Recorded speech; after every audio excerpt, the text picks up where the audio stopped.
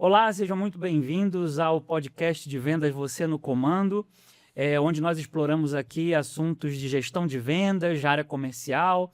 E hoje nós estamos aqui com o meu sócio, Antônio Carlos Cavalcante, e também com o Marco Aurélio Lima, que é um grande especialista na área de pesquisa de mercado para varejo, pesquisa de preços, e a gente vai bater um papo com ele sobre como esse assunto ajuda aos gestores de vendas do varejo, da indústria que vende ao varejo, e como isso resolve os problemas de posicionamento de preço, de marca, enfim, de todo o composto que é necessário para que esses gestores posicionem bem seus produtos, suas ofertas no mercado de varejo.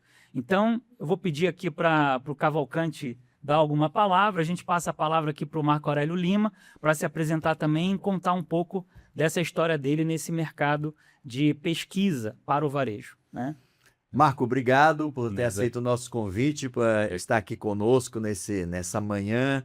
Para nós, hoje é manhã. Vocês, eu não sei que hora vocês estão vendo, mas para nós aqui é manhã.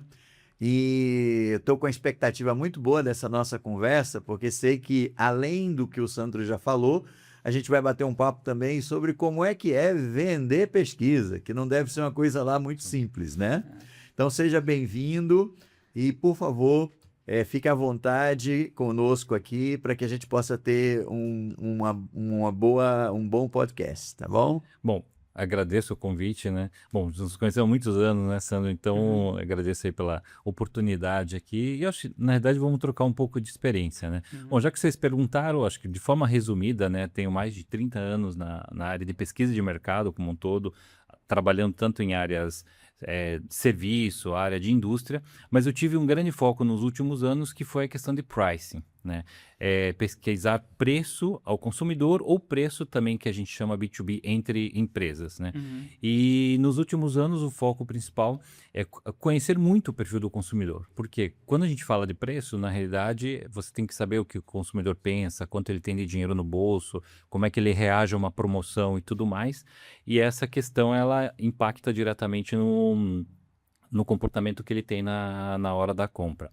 Então, essa é a minha experiência. Eu também tive a oportunidade de trabalhar muito com varejo, né, Sandro, como você comentou, com varejistas, né? Então, eu tive a oportunidade de fazer muitas entrevistas, visitar muitas lojas no varejo, pensando em varejo, tanto um atacarejo como um hipermercado, um supermercado, um mini mercado, e tive até a oportunidade de escrever aí já 2 livros sobre o que a gente chama de mercado de vizinhança, né, que é o pequeno varejo de bairro, né?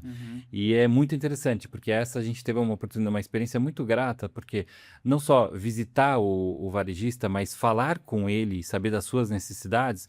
E o que a gente brinca muito é que ele é quase que um CPF se junta ao CNPJ. É uma coisa só. Então, toda essa experiência que a gente teve também, a gente fica à disposição se a gente quiser trocar algumas experiências por aí. Mas a minha vida é essa, então fiquem à vontade para Marco, a abordar. propósito, com relação a essa questão Eu sou de fora, eu não sou de Curitiba, moro em Curitiba há 20 anos, mas um aspecto que me chamou muita atenção é a maneira simples e próxima que o pessoal do varejo de vizinhança tem.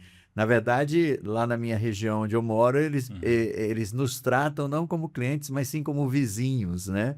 É interessante isso, é uma maneira peculiar. Eu não vi isso em outras regiões do país. E é o que realmente é o grande diferencial do mercado de vizinhança, né?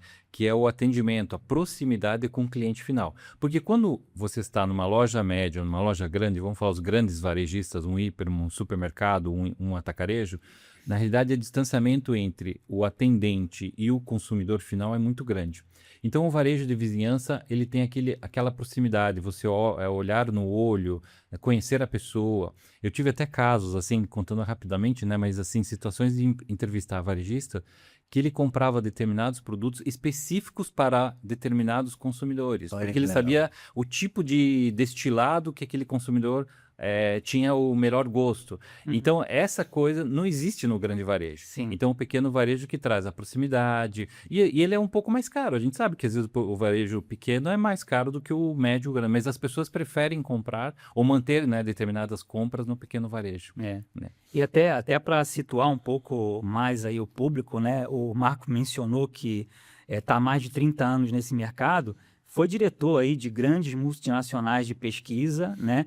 Então fala com muita propriedade, né, sobre essa questão de pesquisa de mercado no varejo, pesquisa de preço, que é um assunto bastante sensível, né? Então, acho que a gente pode falar o nome aqui, porque todo mundo conhece, né? Trabalhou na Nielsen, trabalhou na GfK, hoje Nielsen e GfK estão unidas, né? E atualmente ele é diretor da Shopping Brasil, né? Eu queria que você falasse um pouco também do trabalho da Shopping Brasil, tá? Eu sei que vocês pesquisam ofertas, vocês pesquisam preço, né? Mas eu queria que você falasse um pouco mais do trabalho da Shopping Brasil, sobretudo sobre a ótica de que problema a Shopping Brasil resolve para o gestor comercial, seja da indústria, que vende ao varejo, seja do próprio varejista. Eu queria que você explorasse um pouco isso para a gente. Bom, a Shopping Brasil, de forma resumida, ela tem quase 30 anos no mercado, né? Começou com uma ideia muito interessante, que é capturar preços promocionados, né? Ofertas e promoções que acontecem exatamente na ponta de venda junto ao consumidor final. Os famosos encartes, né, os tabloides impressos e tal. Então, agora tem muita coisa digitalizada, né, muito mais... Mas o tabloide ainda é importante para o varejo? Existe em muitas vezes, principalmente menores, ou ela é importante por causa que a proximidade das lojas com o consumidor, a distribuição, a logística, ela acontece perto das lojas, né? Sim. Então, tem muita loja ainda que usa o tabloide, famoso. Legal. Então, essa ideia de quase 30 anos que a Shopping Brasil trouxe, ela ganhou, e hoje a Shopping Brasil é a principal fornecedora de dados de promoções e ofertas no Brasil, né? E nos últimos 5 anos, né, nós começamos a desenvolver uma nova área. E aí, esta área fazendo outras atividades, que é visitar presencialmente ponto de vendas para coletar preço ou outro tipo de informação, ou também, agora, mais recentemente, trabalhar informações de notas fiscais eletrônicas, né? Que a nota fiscal é um bem público, mas que pode ser trabalhado de uma forma, claro, regulada pela Lei Geral de Proteção de Dados, Lei da Concorrência e tal, mas, na realidade, é uma informação que ela pode ser manuseada e transformada em informações, né? Para ser comercializada. Então, esta nova unidade é o que a gente está desenvolvendo e nos últimos anos tem ganhado corpo aí. E você perguntou um pouco que tipo de problema ou que tipo de solução a gente dá para os nossos clientes, né? Então, na verdade, hoje, ofertas e promoções, elas simplesmente, você pode entregar um simples dado para o cliente para saber se aquela oferta ou promoção está sendo realizada, porque às vezes a oferta e promoção é um acordo que existe entre varejo e indústria, né? Então, se nesse acordo isso está efetivamente acontecendo, quer dizer, porque o varejista, quando ele acorda isso com a indústria, ele tem um benefício por trás. Sim. Então, esse benefício tem que ser traduzido na oferta, né? Que é a questão da verba de marketing da indústria. Ou descontos especiais, exatamente. Primeiro que ele compra o espaço no tabloide. É isso, né, a indústria ganha esse espaço, tem uma vantagem comercial, né? Então, Sim. o varejista ganha uma vantagem comercial, um desconto e tal. Existem vários tipos dentro dentro da negociação, né? Então, claro, a indústria olha a nosso dado para ver se isso está sendo cumprido ou não. E, claro, quando ele olha o nosso dado, ele quer olhar o dado, né, para ver do cumprimento, e outra coisa é olhar o dado da concorrência. Ou seja, o primeiro uso é como se fosse uma auditoria de mídia. Exatamente. Né? Eu paguei uma Isso. mídia lá para o meu varejista, quero ver se ele está cumprindo. Exatamente. Né? E a segunda utilidade? A segunda utilidade entra em olhar a concorrência. Sei. Olhar o que os meus concorrentes, então, se eu sou um produtor de carne, né, e estou fazendo uma oferta de carne, né, se existe algum outro concorrente que também no mercado ou naqueles supermercadistas, né, varejistas, né, também está fazendo. E a que preço ele está fazendo, ou a que preço está baixando, né? Porque ele pode ter a informação do preço médio da gôndola, mas ele precisa saber a que preço está sendo baixado numa determinada promoção. Sim. Então, é importante ele saber quantas promoções são realizadas, aonde são realizadas e que preço a promoção está chegando, né? Então, dando esse exemplo de proteínas, né, uma carne, por exemplo, ele consegue olhar o mercado como um todo e saber se ele está bem posicionado ou não naquele mercado ou naquelas promoções que estão acontecendo. Então, qual é o grande problema? Então, eu olho para ele uma auditoria, eu dou para ele uma auditoria além disso, ele olha o mercado para ver se ele precisa fazer alguma coisa para melhorar a sua competitividade, né? Nessa outra área que eu estava comentando, né? Então, o que a gente tem percebido que nessa questão do B2B é um mercado novo hoje. Tem poucas informações, poucas indústrias compram as informações que é as transações entre empresas para empresas, né? CNPJ para CNPJ. E a gente percebe que aí Mas isso, sim... desculpa te interromper, mas isso seria assim, mantendo o exemplo de carnes aí, de proteína animal. Uhum. A indústria do frigorífico, ela quer saber o preço que o supermercadista ele está comprando, tanto dele quanto dos concorrentes dele, é isso ou não? Isso. Tá. Na realidade, Ou seja, porque existem canais... tradicionalmente você monitora o preço ao consumidor. Isso. Agora você quer monitorar o preço antes de chegar na gôndola. ao varejo, né? Só que existe uma coisa interessante nesse mercado, que é você olhar os canais, que não é simplesmente o quanto está chegando no varejo, mas quanto está chegando no distribuidor. O distribuidor, no Brasil, ele é um canal muito importante, porque às vezes a indústria ela pode até ter a sua distribuição, mas isso são as grandes indústrias. A maioria das empresas fabricantes, depende de distribuidores multimarcas. Então, ele precisa saber quanto está indo para o distribuidor e do distribuidor para o varejista. Então, esta cadeia é muito importante. Então, o que a gente estamos aprendendo e a gente percebe que consegue solucionar. Primeiro é preço, né? Saber o quanto o produtor está vendendo. Então, ele consegue olhar a posição dele versus a concorrência, num segmento de proteína, num segmento, por exemplo, a gente tem um estudo muito grande agora de lubrificantes. Então, a gente consegue saber, né, quais os preços de lubrificantes que está saindo da produção. Quanto está chegando no distribuidor. E do distribuidor, e aí, nesse caso, existe distribuidor especializado ou não especializado multimarca. E aí, do distribuidor até o varejo, ou comércio varejista, né? Então, nós conseguimos olhar a cadeia para ele. Então, ele consegue ter a visão do concorrente, ele consegue ter a visão do distribuidor, ele consegue ter a visão de quanto está comprando o varejista. Muito Então, interessante. neste caso, aí a gente consegue ter mais uma informação, que é, primeiro a gente olha preço. Mas se eu estou olhando o preço de saída do produtor, de saída do distribuidor, eu consigo descobrir qual a margem ou markup desses produtos, que era uma coisa diferenciada, que no início dos projetos a gente olhava preço, mas aí a gente conseguiu perceber que quando a gente olha CNPJ, a gente consegue olhar também um diferencial, que é olhar o markup, e ver se o distribuidor, o markup do distribuidor é bom ou não é bom da concorrência versus aquilo que eu estou fazendo hoje. Porque às vezes o distribuidor próprio, ele consegue ter o seu próprio controle. Ele sabe o quanto está vendendo para o distribuidor e o quanto o distribuidor está vendendo para a ponta.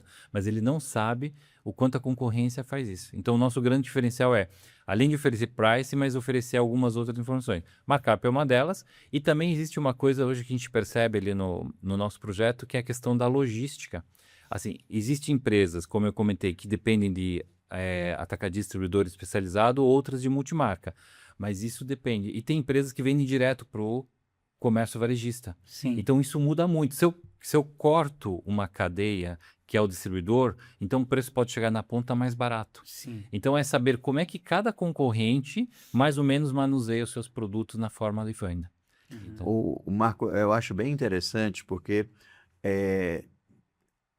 de acordo com eu como consumidor, eu tenho visto que as redes de varejo, no caso alimentício, elas têm muita informação e aproveitam muito pouco delas, né? Ou seja, essas campanhas de fidelização permitem... Eu sou fã do selinho, tá? O selinho para mim é ótimo, eu tenho coleção de faca, coleção de prato, eu tenho tudo isso. E eu percebo que eles ainda usam muito pouco a informação do meu consumo em benefício do processo de venda.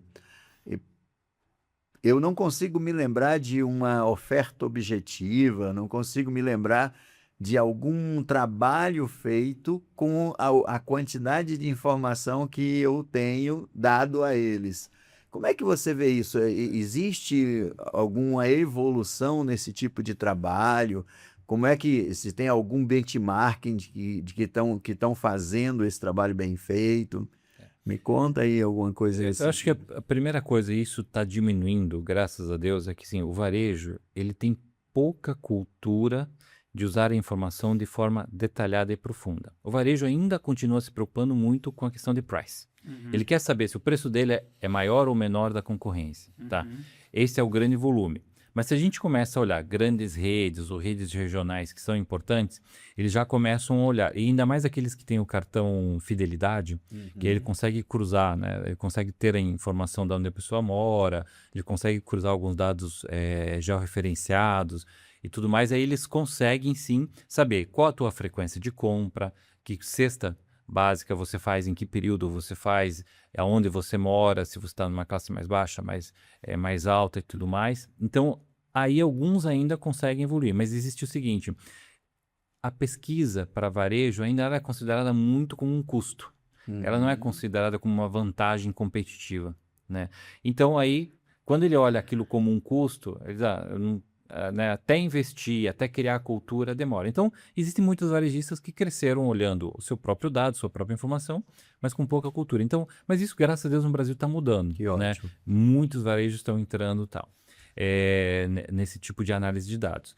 Eu acho que agora, com a inteligência artificial, essa questão de percepção de custo baixou muito. Né? Então tem muita gente que já com as próprias inteligências artificiais já consegue pegar o seu dado ou algum dado extra de mercado e começar a cruzar. Então isso pode mudar muito o mercado, eu acho que já está mudando. Só que eles têm que entrar na cabeça de que é preciso usar a inteligência artificial. Né? Então aí essa questão é que eu acho que é importante. Mas eu acho que, pensando em custo, a inteligência artificial realmente baixou muito o custo de pesquisa hoje para o varejista. Mas você estava falando de alguma referência. Na realidade, as grandes redes hoje, elas trabalham já com dados, né? Aqui no Paraná, mesmo que a gente olha por um Fato, por um Condor, em São Paulo, um GPA, né? Mesmo os grandes do Zona Sul, no Rio de Janeiro, Mateus, né? Mais no Norte e Nordeste, esses grandes varejistas, eles acabam tendo a sua informação e eles conseguem sim trabalhar dados, né? Então, são clientes que, alguns deles são clientes da Shopping Brasil, eles trabalham em informação de promoções, eles trabalham em informação de pricing e internamente eles trabalham principalmente o cartão fidelidade. Né? O cartão fidelidade é uma grande referência para você poder direcionar um esforço de comercial que seja, né, para vender produtos bem individualizado, quase que personalizado. Alguns chegam a personalizar mesmo, né, a informação para o seu consumidor final. Porque ele tem informação do seu e-mail, ele manda a promoção diretamente para você e tudo mais. Então isso existe e vai crescer cada vez mais, né? Tanto que a gente recebe e-mails ou ainda WhatsApp agora, né? Que é o mais comum, né? Eles terem o WhatsApp e ficar te mandando um monte de promoções. Mas claro, por trás existe sim uma inteligência. E a captura de dados deles, eles dependem sim muito da informação interna, que é essa informação ou que seja da saída do checkout, ou a informação no cartão fidelidade, ou às vezes adquirir institutos de pesquisa que possam trazer para eles uma série de informações do mercado para poder complementar a informação. Né, como que... Eu estou aqui, enquanto a gente está falando, estou aqui pensando... eu sei, né, essa questão do pricing principalmente, mas como que um gestor... Porque... Eu penso que o varejo ainda está muito, me corrija se eu já estiver errado, acredito que já tem empresas fazendo coisas diferentes, mas muito na oferta de gôndola.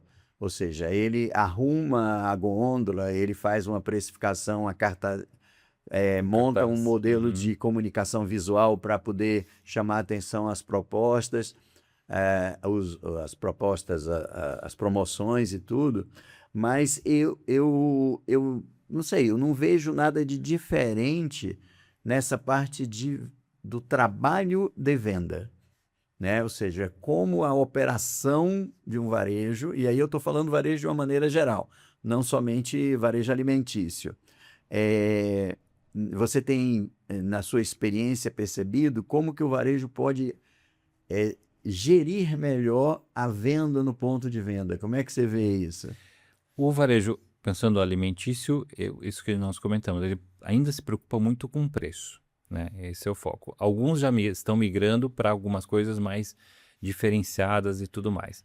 Mas o varejo e preço tem uma conotação, eu esqueci de comentar, que é o comportamento do consumidor. Sim. O brasileiro, né, tem o hábito ou gosta muito de promoções. É impressionante. Mesmo que às vezes a promoção ela não seja a melhor possível, mas ele adora ver um D para, né? Quer dizer, de tanto para tanto. Isso aqui é cultura nossa, né? Então, não só aqui, mas tem alguns outros países também, mas não é comum em todos os países, né? Então, o brasileiro adora uma promoção. Então, ponto. Então, o varejo vai seguindo sempre com cartaz, com uma apresentação individualizada, com envio de mensagem no WhatsApp, por e-mail, o que quer que seja, para que atrai esse consumidor, principalmente pelo preço, né?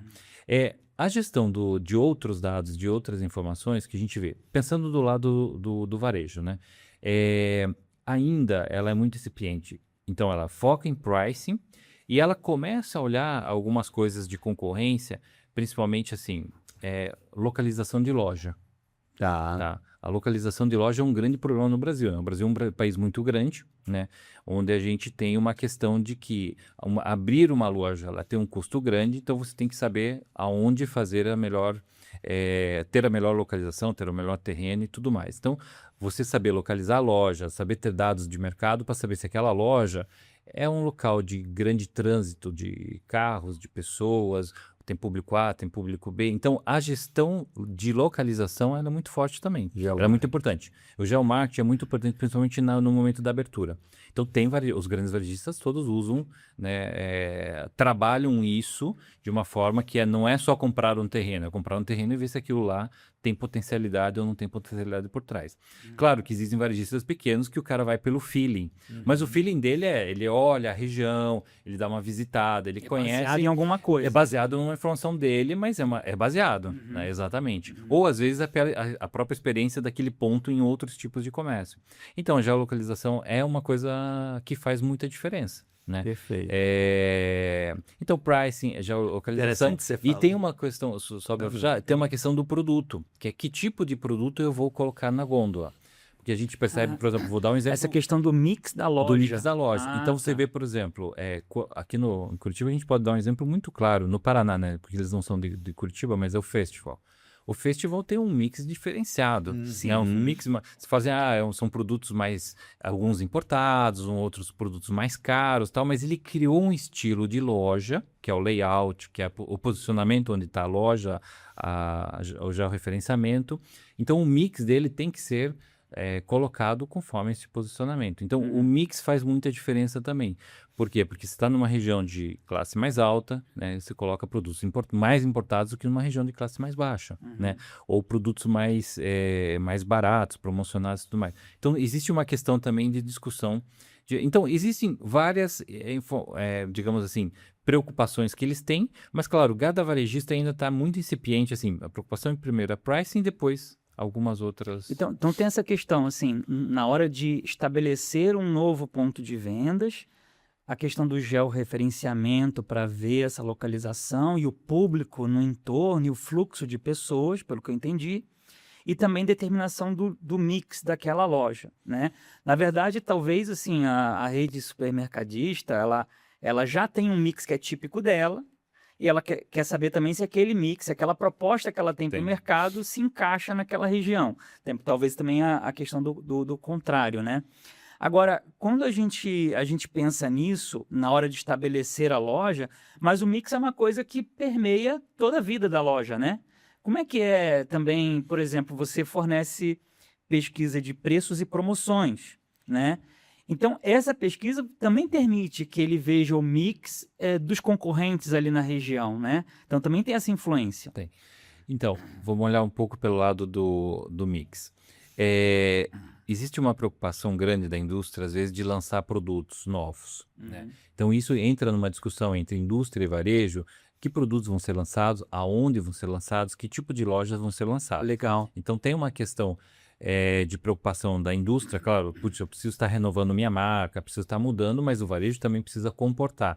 Então, se aquele varejista está numa região onde aquele produto, aquele tipo de embalagem comporta ou não comporta esse tipo de inovação, né? Então, tem uma questão de inovação. Mas o mix, isso você tem razão, por exemplo, é muito importante você ter o que a gente chama de produtos notáveis, que são aqueles produtos básicos com marcas que são reconhecidas. Sim. Um Omo, sabão em pó, né, um Guaraná Coca-Cola, o Guaraná da Antártica e tal. Então, existem alguns produtos, né, Leite Moça da Nestlé. Então, existem alguns produtos Que não pode faltar. que não pode faltar, porque no o mix. consumidor, não encontrando esse produto, ele ele sente que aquele varejo é descuidado. Sim. Isto é péssimo para o varejista, é a percepção. Então, existe o que a gente chama de produtos notáveis, que ele tem que estar lá dentro. Então, a discussão da indústria do varejo tá bom, tem os produtos notáveis aqui, mas o que eu posso carregar mais na gôndola? E também depende, sim, do tamanho da loja, porque a loja ela não é elástica, né? Ela é inelástica, é que a gente fala. Não tem como ficar aumentando a gôndola, né, a qualquer momento. Então, ele tem que determinar quais os produtos não. Então, existe uma discussão muito grande. Às vezes, a própria indústria faz a pesquisa para levar para o varejo, para dizer qual é o melhor mix naquela região, naquela loja, e o varejo aprova ou não aprova. Então, as pesquisas, elas são muito importantes para dizer que produtos estão sendo vendidos em que regiões, né? Em que lojas, às vezes a gente pode chegar até no estabelecimento, no CNPJ do estabelecimento, mas que a indústria também possa ajudar e junto com o varejo tomar uma decisão. Então, ela não é uma decisão isolada, tá? A decisão do mix, ela passa por outras, que nesse caso é o próprio fabricante, né? Isso também no pequeno varejo, tá? O próprio pequeno varejo, como é que ele atua no pequeno varejo? Através do vendedor ou do distribuidor, ou do representante que vai visitar a loja. Às vezes o representante, o vendedor, ele leva estudos para o pequeno varejo e diz, olha, na tua gôndola é melhor você pôr tal e tal produto, porque aqui está saindo mais isso, a Nielsen está mostrando que, né, agora está vendendo mais esse tal produto aqui. Então, essas indicações, sugestões, o pequeno varejo recebe. Ele não pode pagar uma pesquisa, né? Mas ele recebe da indústria informações. Então, eu queria entrar nesse ponto que você falou do varejo de vizinhança, por exemplo, né? O varejo de vizinhança são talvez aquela pequena rede, né? De 3, 4, 5 lojas e tal. Às vezes uma loja Às vezes uma loja só, né? Porque, assim, então eu ia perguntar isso, como esse pequeno varejo tem acesso a essa informação, né? Porque a gente fala das grandes redes regionais e nacionais, beleza, eles têm condição de comprar isso. Mas e esse varejo de vizinhança? A indústria que fornece. De algumas formas. A indústria fornece o dado, mas o próprio varejista, não esquece que o varejista, a gente comentou um pouquinho antes aqui, que o próprio varejista, ele é um consumidor. O pequeno varejo, ele confunde o CPF com o CNPJ. No CPF, ele é um consumidor. E o que é um consumidor? Ele vê televisão, ele escuta, tem a sua internet, ele vê Instagram, ele vê mídia social e tudo mais. Se a propaganda existe daqueles produtos, ele também olha e diz, puxa, por que isso não está na minha loja? Ou, será que eu não preciso colocar? Né? Ou, legal que eu estou vendendo produtos que estão sendo divulgados, né? Não necessariamente só promocionados, mas estão sendo divulgados. Então, a mídia está expondo, a própria indústria está expondo esses produtos. Então, ele como consumidor, ele também olha e entende que produtos deveriam estar na loja dele, né? Então, quanto mais a indústria faz propaganda, está impactando o pequeno varejo, por incrível que pareça. Porque ele é impactado como consumidor e diz, puxa, vale a pena eu trazer esse produto para minha loja, né? Então, ele é impactado como consumidor e, claro, no momento da negociação, ou do distribuidor ou do vendedor da indústria, né, trazer dados, informações para mostrar para ele que vale a pena ele trazer um novo produto, mudar o mix, né, colocar alguns diferenciais na loja. Entendi. Né? Esse assunto é extremamente empolgante, né? Eu acho que se a gente continuar, a gente teria espaço para muita coisa, mas eu queria aproveitar, literalmente vou aproveitar que você que está com a gente hoje, né? Só para contextualizar, para quando o pessoal estiver assistindo, nós estamos no final de maio de 2026 e eu gostaria de ouvir de você o seguinte, nós temos visto, né, que desde a pandemia nós tivemos uma mudança muito forte no comportamento do consumidor. E mais recentemente com as guerras, né, a guerra da Ucrânia, agora a guerra dos Estados Unidos e Irã, ainda mais tem afetado a esse comportamento. O que você tem visto nessa mudança mais significativa? O que é que tem acontecido? Por exemplo, o que eu tenho visto que a renda está muito comprometida, tem muita gente com endividamentos muito altos, e isso, de alguma forma, tem impactado. A gente sabe que, quando a gente está falando de varejo de uma maneira geral, o varejo menos afetado nesses momentos de crise é o varejo alimentar. Mas, ainda assim, está sendo afetado. Fala um pouquinho para a gente sobre isso. O momento de guerra, vamos considerar que o Brasil não está na guerra, nenhuma dessas que você citou. Tá. Mas ele recebe o impacto da guerra. Qual o principal impacto? É o custo. Né? Então, o custo, independentemente se seja o custo do petróleo, que vai aumentar toda a cadeia, né? Aumenta a gasolina, aumenta o diesel, aumenta a logística como um todo, então o consumidor acaba sofrendo isso.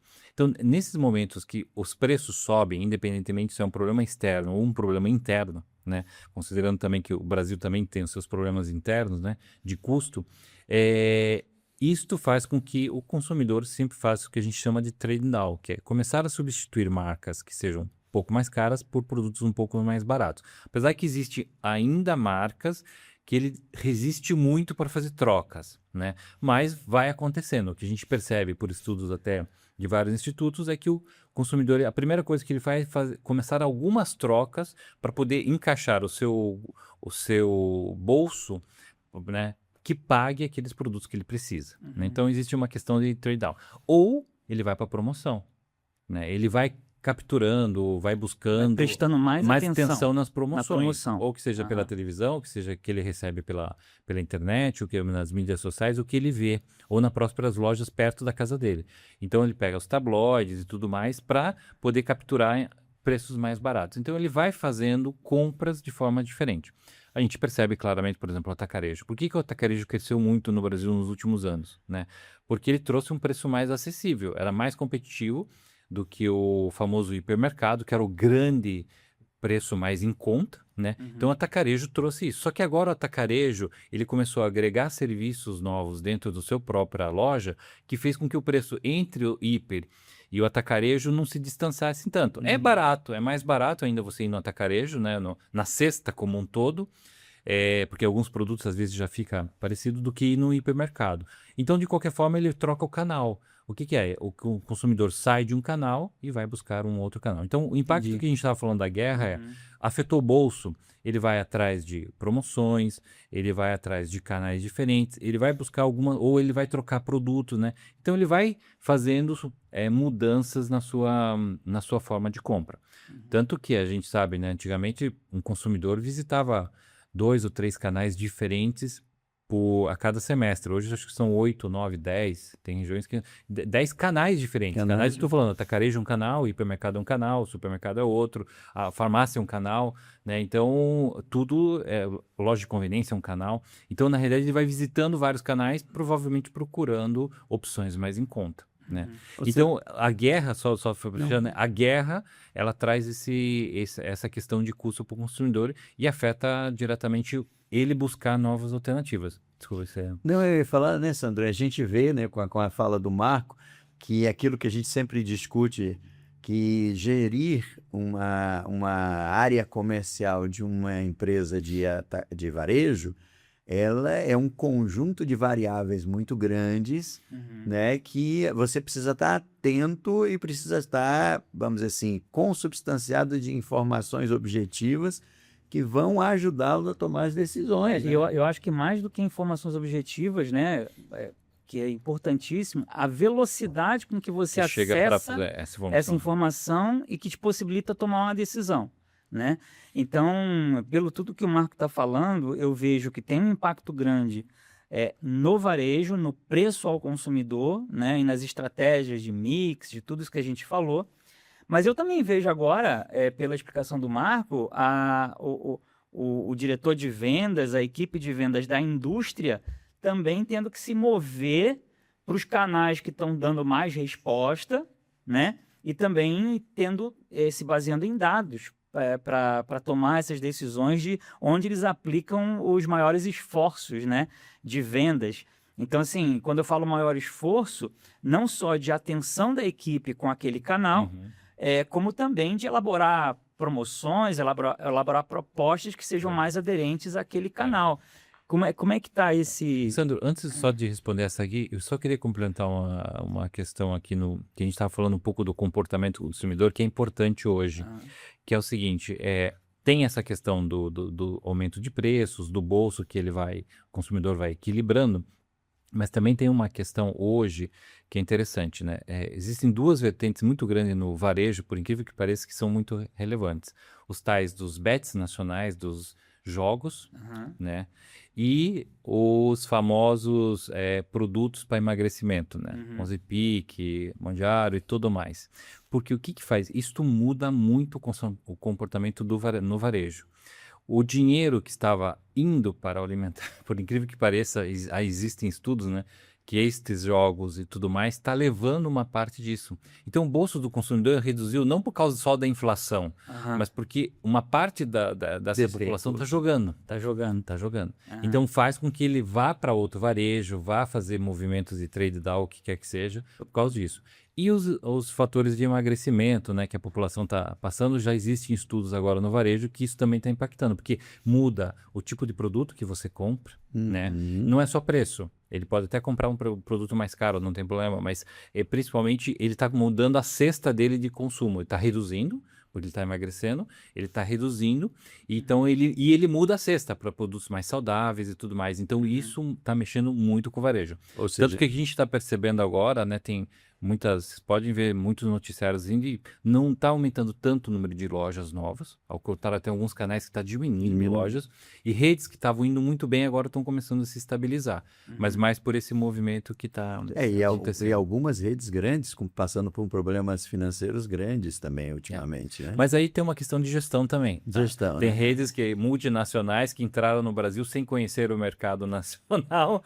Isso é incrível, isso é incrível. Exatamente. Eu- Você tem que conhecer o mercado Eu conheço nacional. uma história, né? Eu conheço uma história muito, muito legal, não vou citar o nome, mas de uma grande rede nacional que comprou internacional que comprou uma rede nacional e não soube gerir o varejo o varejo local, né? Como é que você falou? O mercado de vizinhança, o Mercado pequeno de varejo. vizinhança, o pequeno e simplesmente devolveu todas as lojas praticamente para a rede anterior, Sim. porque não conseguia gerir. Mas eu não vou entrar nesse detalhe não, porque aí são assuntos mais pessoais. Mas bom, então, Sandro, voltando um pouco à tua pergunta anterior sobre a questão dos vendedores, da equipe de vendas da indústria, né? Aham. Que esse sim, eu acho que imagino que ele não é um simples. O que está acontecendo no mercado, que ele não é mais um simples vendedor, né? Quer dizer, tirador de pedido. Esse é que é o grande diferencial. As empresas, as indústrias estão munindo o vendedor ou as equipes de venda, mesmo do seu distribuidor, de informações que possam levar na ponta a melhor forma possível para entregar ou oferecer por varejo coisas diferenciadas, né? Então, eu conheço já empresas, mesmo com um pequeno varejo, que o distribuidor está munindo o seu vendedor de tal forma de informações que ele já chega na loja meio que com um pedido pronto para dizer, olha, recomendo você. Ele não está mais indo só vender, ele está recomendando através dos dados que ele tem, de cruzamento de informações, georreferenciamento, o que quer que seja, né? Então, conheço distribuidores já que estão trabalhando de tal forma que ele chega no pequeno varejo já oferecendo o melhor mix para ele naquele momento. E claro, depois da compra, o próprio varejista vai sentindo que realmente aquilo foi efetivo, não, daí faz ajustes e tudo mais, né? Mas esse acordo, eu acho que é o grande diferencial que vai estar acontecendo no mercado. Tanto a indústria como os distribuidores estão se preparando cada vez melhor para vender melhor, mas eles têm que estar munidos de informação. Mas que informação que ele leva para o varejista, Olha, por exemplo? eu já vi, dando esse exemplo de um distribuidor que eu conheço, na realidade, como o distribuidor ele tem a região geográfica onde está aquela loja, ele mais ou menos já consegue, pelo georreferenciamento, saber qual é a situação socioeconômica da região. Ele sabe a frequência que aquela loja compra, ou que seja um sabão em pó, ou que seja um refrigerante, ou que seja um produto de alimentos, um arroz, feijão. Então, a frequência e as marcas que ele mais compra, o que ele foi comprando ao longo do tempo, o distribuidor tem, não um pequeno varejo. Então ele sabe quanto vendeu e ele percebe que por causa da frequência vendida, aquela marca se dá melhor numa determinada região do que numa outra Ou região. seja, é uma informação de giro. Giro, que ele frequência, daria. isso. Sim. Frequência, né, entra aí, só que daí envolve marca, envolve categoria e envolve o georreferenciamento, que seria o preço. Vamos pensar assim, né, quer dizer, um produto tem que ser mais barato ou mais caro por causa do tipo de consumidor que está naquela região. Então, isto cruzado, o próprio vendedor já chega com uma lista pré-pronta. Então, ele é um consultor. Ele não é mais um simples vendedor. Então, isto é uma tendência muito grande no mercado. E ainda mais com as IAs hoje, é você ter uma série de informações para poder ajudar o vendedor a vender melhor. Interessante, O interessante. varejo a vender melhor. Isso na linguagem da internet chama curadoria, né? A gente chama de consultoria, mas a internet chamou hoje de curadoria. Escolher os produtos, né? Mas Mas agora... agora... E só fechar uma coisa interessante, tem distribuidor que tentou jogar isto para dentro do site dele. Então, o varejista ia lá, entrava com o seu CNPJ, fazia o pedido e já vinha as sugestões. É o que né? a gente falou ontem com o nosso cliente, lembra? É. A gente está atendendo um cliente que é uma indústria, né, que vende ao varejo, e a gente falou justamente isso. Vem cá, no teu sistema fica o histórico de compras dele, né? Você consegue passar para ele o que ele comprou mais, o que vendeu mais, você recebe o feedback dele do tempo que esse produto levou para girar. A gente estava falando isso com ele ontem, com esse cliente. E o né? que a gente percebeu, assim, algumas lojas se adaptam com isso, mas tem muitas lojas que preferem, mesmo que o vendedor já chega com tudo pronto, preferem a presença física de um vendedor, de um representante, por causa da relação humana. Entendi. E isso é o que para nós nós temos certeza disso, que por mais que a tecnologia avance, ainda nessa área comercial a gente ainda vai precisar Do das relacionamento, pessoas, né? do relacionamento e tal. É. Agora, uma coisa, tudo que você falou pra gente aqui, foi com toda a experiência que a gente também tem em trabalhar com gente de varejo, é super importante e essencial, eu posso chamar assim. Agora, fala para nós, é fácil vender isso para os varejistas? Não, porque o varejista ele olha pelo custo. Este é o grande problema. Então ele acha que colocar um vendedor na loja para ajudar o consumidor a entender melhor a categoria, né, oferecer tal, ele acha que isso é custo. Ele tenta não fazer ou ele tenta jogar para a indústria. Né? Então, vocês podem ver, quando tem um vendedor, alguém, é a indústria que está patrocinando aquela marca. Aquele promotor de vendas, exatamente, que tá na promotor de loja. venda, é a indústria que está bancando. Ele tenta jogar, ele não olha isso como um investimento, ele olha ainda como custo. Então, isso eu acho que E é a o grande aquisição desafio. de informação também ainda é olhada como... custo. Eu queria perfeito o que você falou, mas eu gostaria de entender um pouco também, assim, por exemplo, o seu trabalho. Como ele vende... Como é que você Como é que vende você esse vende? trabalho? Porque é um trabalho, é um serviço que você vende, assim como o nosso de consultoria, mas bem palpável, bem objetivo, mas ainda assim a pergunta objetiva é: o pessoal do varejo consegue perceber isso como valor e compra? Como é que funciona isso aí? Deixa eu começar até pelo meu capital humano, que eu acho que nós estávamos discutindo isso um pouquinho antes, e é interessante assim, eu não posso ter um vendedor que não conheça de pesquisa de mercado. Ok. Né? Normalmente os nossos vendedores, eles vêm, exatamente, já foram analistas, foram gerentes de produto e tal, e depois eles perceberam o perfil mais comercial e foram para a área de vendas. Por quê? Porque não adianta, mesmo na indústria ou no varejo, eu chegar, o meu vendedor, né, chegar e não saber discutir com ele metodologias de pesquisa. Né? Igual uma consultoria, né? A gente precisa que tenham pessoas super capacitadas. Mesmo assim, quando você chega para o varejo ou para a indústria é muito mais acessível porque ela tem cultura, ela já tem o hábito de gastar, investir. Não mais do que gastar, é investir dinheiro com dados, com informações, e isso faz com que e no Brasil, não sei se outros países funcionam da mesma forma, né? O varejo joga para a indústria esse gasto, né? Ou este investimento mais do que a próprio varejo. Então, existem os grandes varejistas, sim, que investem bastante, né? Mas é uma casta, digamos, pequena ainda, né? No Brasil. E quando você vai vender, você tem que mostrar qual é o benefício. Mas é mais varejo nacional, redes nacionais, ou você vê redes regionais também investindo nesse tipo de informação? As redes regionais, elas ainda estão numa fase de desenvolvimento da cultura de pesquisa. Elas ainda estão muito incipientes. Elas eram pequenas, elas cresceram, mas elas ainda estão numa fase ainda de aprendizado, né? E ela leva um tempo. Até entender que aquilo é um investimento, que o dado, a informação tal, ela gera muito mais lucro do que você não trabalhar com isso. Demora. Então, tem poucas redes jornais que estão trabalhando de forma... Mas as nacionais, sim. Na nossa área, né, de marketing e vendas, a gente fala muito das dores do cliente, né? Então, assim, entendendo que o seu cliente é um varejo regional, uma rede de varejo regional ou nacional, ou mesmo o varejo de vizinhança, né?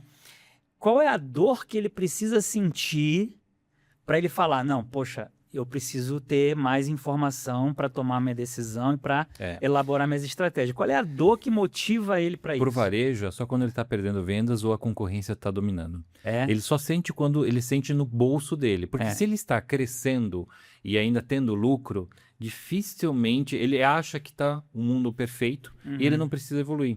Tá. Então, se o mercado, por exemplo, se nós não tivéssemos numa guerra, se nós não tivéssemos disputando com as bets, o mercado e tal, e o mercado estivesse se desenvolvendo, por incrível que pareça, muitos não fariam pesquisa. Não faria. Porque ele acha que está tudo bem.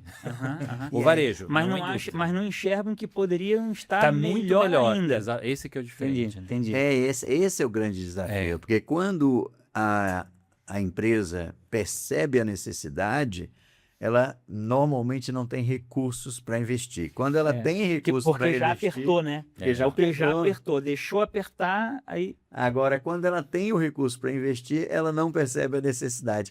E aí é onde entra essa minha colocação e a minha questão com relação ao que você colocou, que é você como diretor de uma empresa que precisa vender esse serviço, que é um serviço extremamente importante, mas que tem todas essas nuances. Você falou, e isso é para mim, para nós é essencial, ou seja, um vendedor precisa estar muito bem preparado, e no caso de vocês ainda mais, com o conhecimento prévio, até tendo realizado o trabalho para poder sentir como é que funciona. Agora, e como é que é a gestão disso? Você tem um processo bem desenhado de venda, onde os seus vendedores têm que usar esse processo? Como é que isso como é que você mobiliza a tua equipe para conseguir os resultados que você precisa? Primeiro, a gente tem que trabalhar pelos segmentos que nós temos mais expertise. Porque não adianta, porque é muito importante dentro de um determinado segmento a gente ser reconhecido. Isso faz muita diferença. Ou esse reconhecimento vem porque você teve cases de sucesso, ou porque você participa de congressos, eventos, que isso dá notoriedade para o Instituto de Pesquisa, né? Escreve livros, coisas assim que dão... porque senão é muito, muito difícil. Ou você está naquele mercado do seu cliente, ou futuro cliente próximo, de tal forma que você conhece tanto, que você já leva muito na conversa, né, os temas que estão acontecendo, uma guerra, o que está impactando e tudo mais. Então, isso faz com que ele ganhe a confiança, porque pesquisa parte muito da confiabilidade. Né? Então, se você nunca ouviu falar do instituto e o cara vem te apresentar, você, putz, quem é esta pessoa? Como a gente citou, né? Os casos dos grandes institutos, uma GFK, uma Nielsen, todo mundo conhece, não preciso mais me apresentar. Né? Então, ele só vai definir e dizer, olha, eu estou te vendendo isto, né? Este serviço. Mas um instituto que seja menos conhecido, ele tem uma grande dificuldade. Então, ou você parte por um lado de treinamento, de uma área, de alguns segmentos específicos, ou você parte também para uma área de notoriedade, que é se apresentar em congressos, em eventos, na mídia social. LinkedIn é um grande conhecedor, você tem que estar publicando, produzindo conteúdo para isso, conteúdo e deixa lá quem vê, quem está procurando, não sei o quê, aí aparece. Então, realmente, a nossa, ela não é uma venda... ela é uma venda seleta, né? Ela tem que ser muito diferenciada. Então, às vezes eu tenho que esperar o cliente vir do que eu sair fazendo uma prospecção, né, invasiva. Não dá. Às vezes isso é visto de mal forma ainda no mercado. Interessante. Né? Tem uma... E assim, da equipe de vendas que você tem hoje, como o Cavalcante falou, a gente já entendeu que são especialistas, né? São pessoas que entendem muito bem a metodologia de pesquisa e os benefícios que isso pode levar para o teu cliente, mas essa questão de talvez não poder fazer uma prospecção ativa, né? Então, quer dizer, você investe muito mais no que a gente chama hoje do inbound, né? No inbound marketing, porque você vai jogando as iscas, como, por exemplo, a presença num evento, né? uma palestra que vocês dão. Vocês estão usando hoje, por exemplo, a ferramenta do webinar, a ferramenta do podcast também. O que vocês estão fazendo hoje para provocar esse inbound?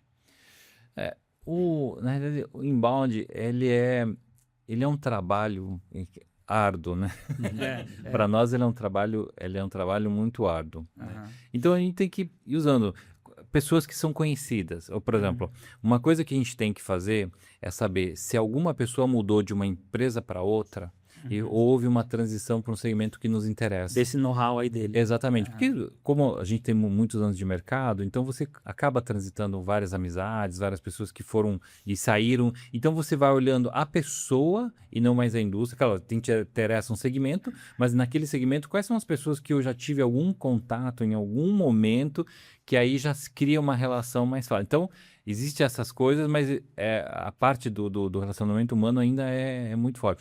Começar do zero é muito difícil. A gente faz, Sim. não tenha dúvida. A gente Sim. bate na porta e diz, olha, eu sou... Tem a prospecção ativa, então. Exatamente, existe a prospecção ativa e tal, Aham. mas assim, até ela sair do V0, ela é muito mais demorada do que quando eu já tenho algum contato, a pessoa, ou por causa de uma publicação, veio atrás de nós e tudo mais. Essa é a abordagem mais, vamos dizer assim, apropriada para quem trabalha com serviço, né? Ou seja, o serviço, como você falou, como é um intangível, né? Você precisa muito da confiança e essa confiança vem, sem dúvida, pela autoridade. Ou seja, com esses bons vendedores preparados e tudo. E uma coisa uma frase que eu gosto muito de frases, e tem aquela quem não é visto, né, não é conhecido. Então a gente tem que estar sempre sendo visto, sempre estar sendo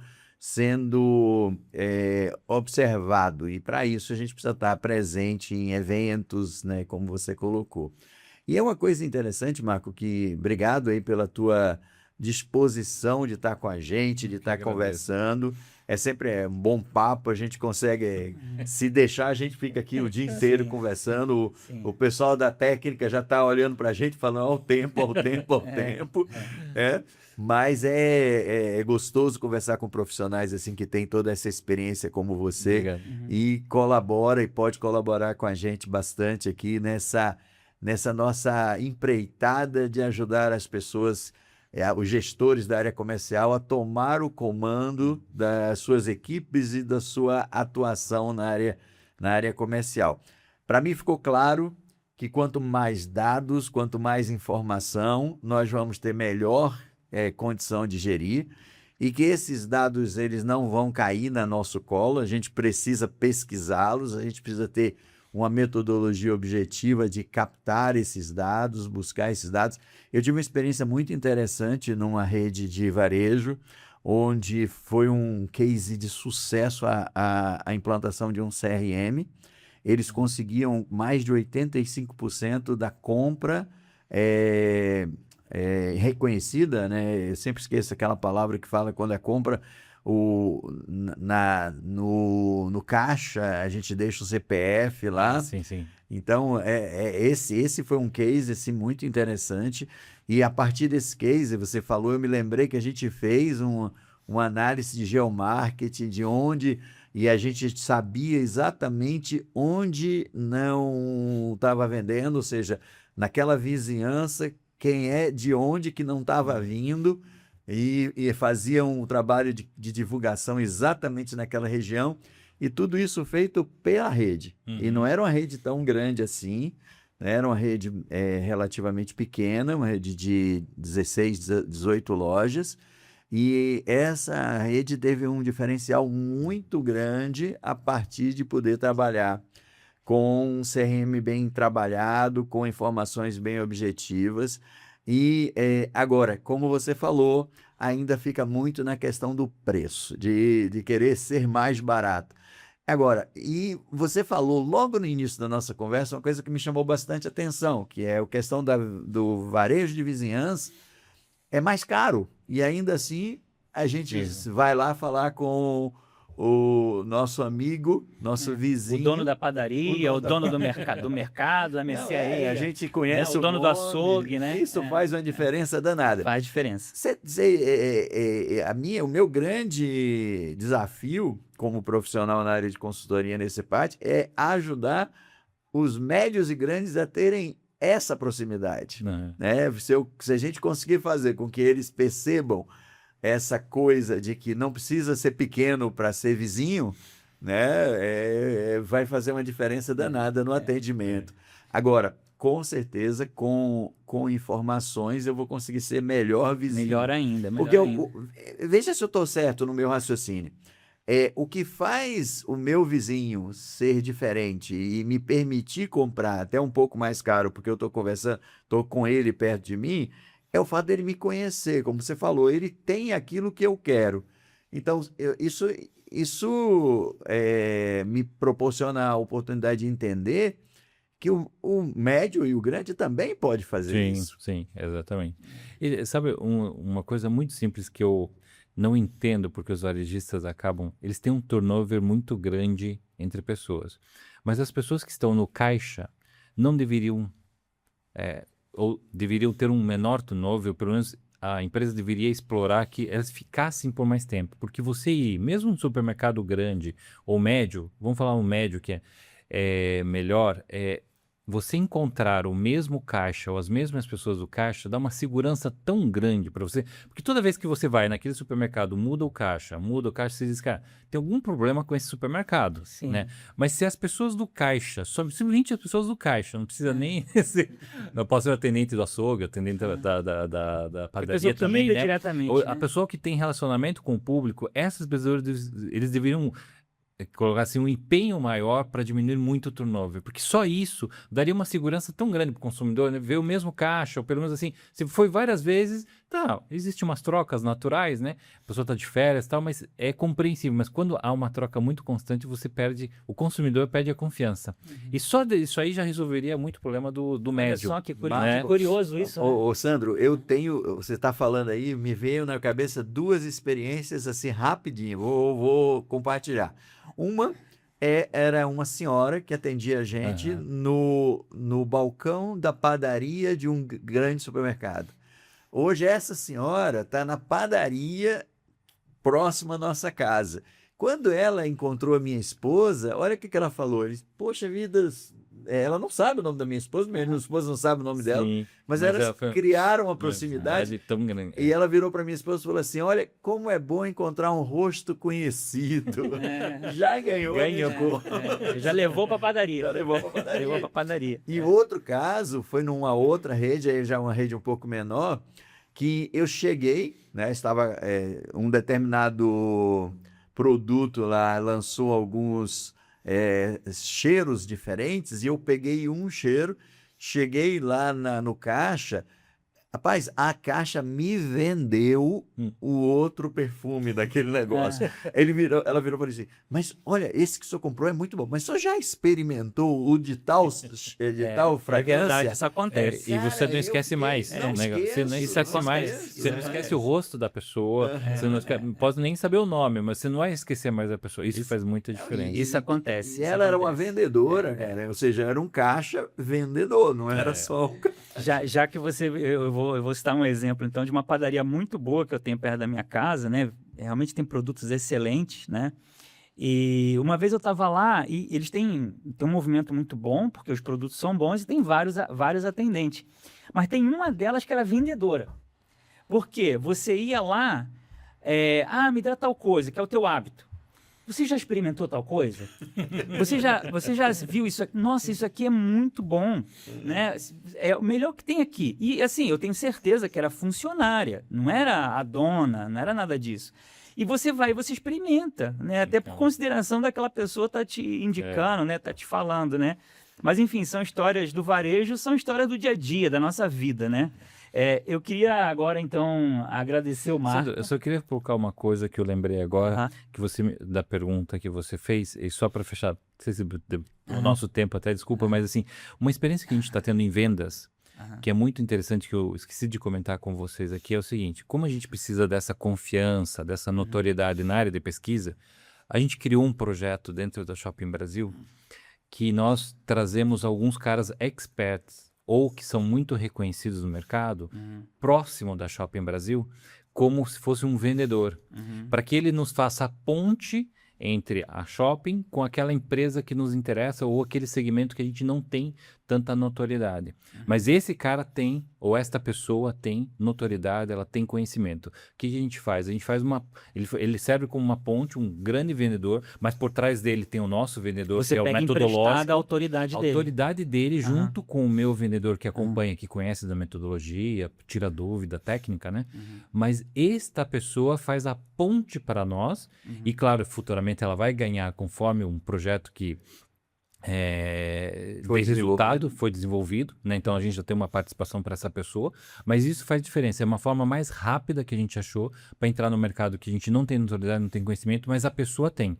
Então ela entra fazendo a primeira ponte junto com o nosso vendedor, que o nosso vendedor toca o restante, mas ela faz as primeiras pontes e isso nos ajudou muito a entrar Olha no só. mercado que a gente não tinha Que informação. legal, que legal. Claro, esse que é um pouco mais caro, porque você tem que dar Sim. uma participação adicional dentro do projeto no Sim. do primeiro ano ou no projeto como um todo, mas faz uma diferença muito grande. Né? Agora, Marco, para a gente fechar, eu gostaria de agradecer o seu tempo, agradecer Eu que o agradeço. papo muito bom que nós tivemos. E eu queria que você fechasse mostrando exatamente, ou falando um pouco para nós sobre a importância.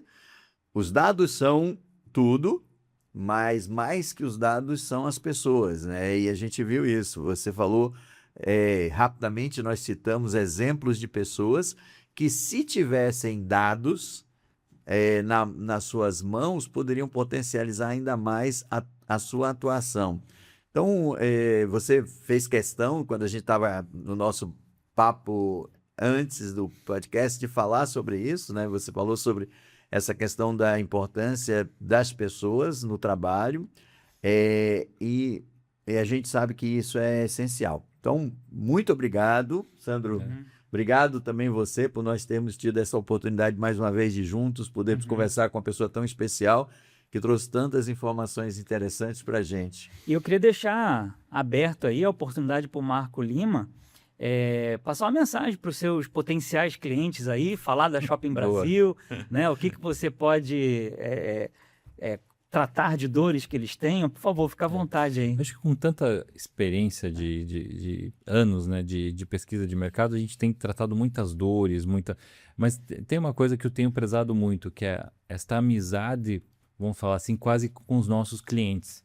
Porque ao longo dos anos, eles voltam, independentemente de que indústria estão. Tal. Então, aproveitando o teu comentário, então, a importância do relacionamento humano dentro da área de pesquisa. Porque nós trabalhamos com dados, com informação, com IA, mas tem uma questão humana muito forte. Então, a confiabilidade, né, que a gente comentou, mas essa questão de tratar as pessoas, de cuidar e de fazer um projeto do início ao fim com muita qualidade. Né? Por quê? Ou pelo menos dentro daquilo que está comprometido, de tal forma que as expectativas que se tem, né, se resolvam, a dor que o cliente tem, a gente coloque na mesa e traga uma solução para ele, ou pelo menos assim, daquilo que está disponível para nós, a gente consiga pôr para ele aquilo que seja importante. Porque essa relação humana, ela nunca se perde. Por incrível que pareça, há 30 anos aqui, que eu vejo as mesmas pessoas, ou que trabalharam comigo, ou que eram clientes, e a gente vai se encontrando ao longo do tempo. E pensando em dados de pesquisa, não tenho dado, com a vinda da inteligência artificial, muita gente está se aventurando em ser pesquisador. Eu consigo, só para fazer uma perguntinha lá, faz um prompt lá, faz a perguntinha no meu IA e resolve o problema. Não se resolve. O que a gente percebeu é que quem está conseguindo resolver o problema são pessoas que têm experiência de pesquisa, que com a IA está potencializando as informações. Então, a pessoa já é um expert. Né? Exatamente. Isso potencializa muito, mas a pessoa que é novata e quer resolver o seu problema com IA, não está resolvendo. Ao contrário, a IA ela traz muitas informações que pode levar a conclusões erradas. Então, assim, procura um pesquisador, procura uma agência de pesquisa, procura um consultor. É muito melhor do que você ir direto na IA, porque tem muita gente se aventurando e isso dá muito problema, né? Sim. Nada melhor do que uma pessoa que já vivenciou, já passou pela experiência e vai te trazer, com a IA, obviamente, uma série de, até muito mais completo se não tivesse com a IA, mas que essa pessoa vai te resolver os seus problemas. Então, falando de pesquisa de mercado, acho que não só pesquisa, mas consultoria, que nós somos de consultoria, nós, né, todos aqui, é isso aí. Procure pessoas que você tenha confiança, que você vai atrás, mas que tenha experiência vivida, e com a IA você vai resolver os seus problemas. Sim. É uma grande ferramenta. O ser humano em primeiro lugar. Exato. Marco, muitíssimo obrigado pela sua presença.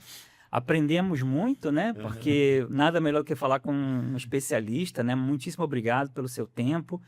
A gente vai colocar nos comentários ali, na descrição do vídeo aqui, os contatos do Marco, o contato lá da Shopping Brasil, para quem se interessou por todo esse bate-papo, poder te procurar e ter essa expertise à disposição. Então, te agradeço Antônio Carlos Cavalcante e até o nosso próximo podcast.